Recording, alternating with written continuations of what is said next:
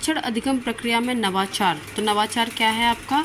नवाचार होता है आपका अभिक्रमित अनुदेश, खुली कक्षाएं और टोली शिक्षण। तो सभी क्या हैं? सभी आपके नवाचार हैं। ब्लूप्रिंट। ब्लूप्रिंट क्या होता है? प्रश्नोत्तरों को की आधारशिला। क्या होती है? प्रश्नोत्तर की आधारशिला, जिसके द्वारा सभी प्रश्नोत्तर प्रथम रूप से जो लिखे जाते हैं उसे आप प्रश्नोत्तर के आधारशिला को ही आप ब्लूप्रिंट कहते हैं।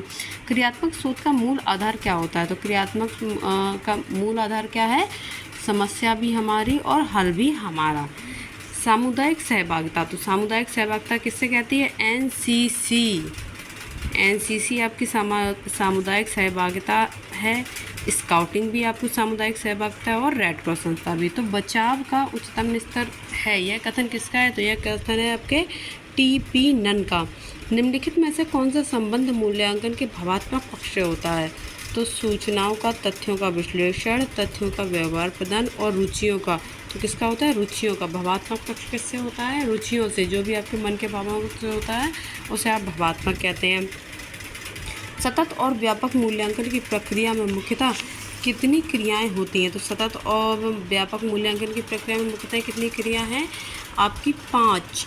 यह किसका कथन है?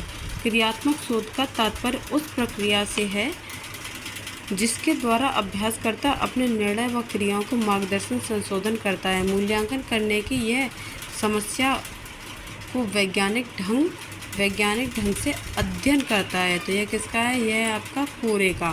किसका कथन है? यह आपका कथन है कोरे का। मापन होता है तो मापन गुणात्मक होता है या मात्रात्मक होता है, तुलनात्मक होता है या सभी होता है? तो मापन हमेशा आपका मात्रात्मक होता है। क्या होता है? मापन आपका मात्रात्मक होता है।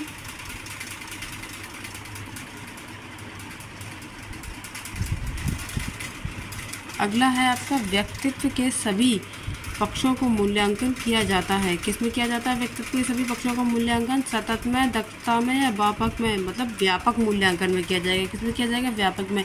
ज्ञान, बोध व अनुप्रयोग का संबंध मूल्यांकन के किस पक्ष से होता है? तो जहाँ ज्ञान की बात आ जाती है वहाँ संज्ञानात्मक आ जाता है। सत्र के अंत में किया जाने वाला मूल्यांकन क्या कहलाता है? सतत, वार्षिक, दक्ष या कोई नहीं। तो सत्र के अंत में जो मूल्यांकन किया जाता है उसे हम वार्षिक मूल्यांकन कहते हैं। उत्तम परीक्षण की विशेषता नहीं है। तो उत्तम परीक्षण में क्या नहीं होता? नेगेटिव वर्ड है आपका इसमें कठोरता। मतलब क्या नहीं होती है? कठोरता। कहता है उत्तम परीक्षण की विशेषता नहीं है।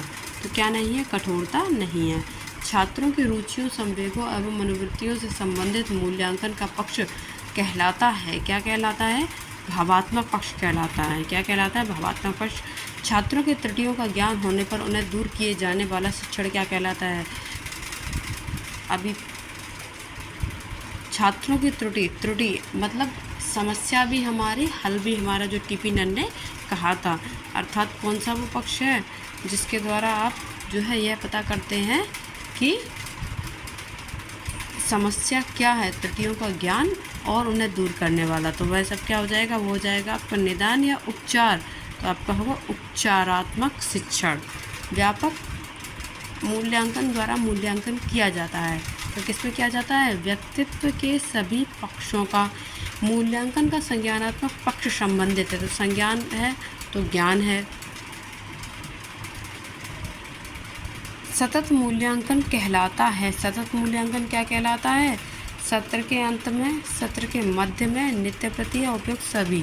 तो क्या हो जाएगा? सतत मूल्यांकन आपके सत्र के प्रारंभ में भी होता है, मध्य में भी होता है और अंत में भी होता है। उसे हम क्या कहते हैं? सतत मूल्यांकन कहते हैं। विज्ञान, भूगोल तथा कृषि विषय होते हैं। तो विज्ञान, भूगोल और कृषि कैसे विषय हैं? ये केवल सैद्धांतिक, तो ये आपके कैसे हैं? प्रायोगिक विषय हैं। कैसे हैं? प्रायोगिक विषय हैं। उत्तम परीक्षण की विशेषता है। उत्तम परीक्षण की विशेषता क्या होती है? वैधता, वस्तुनिष्ठता, विश्वसनीयता, उपयुक्त सभी।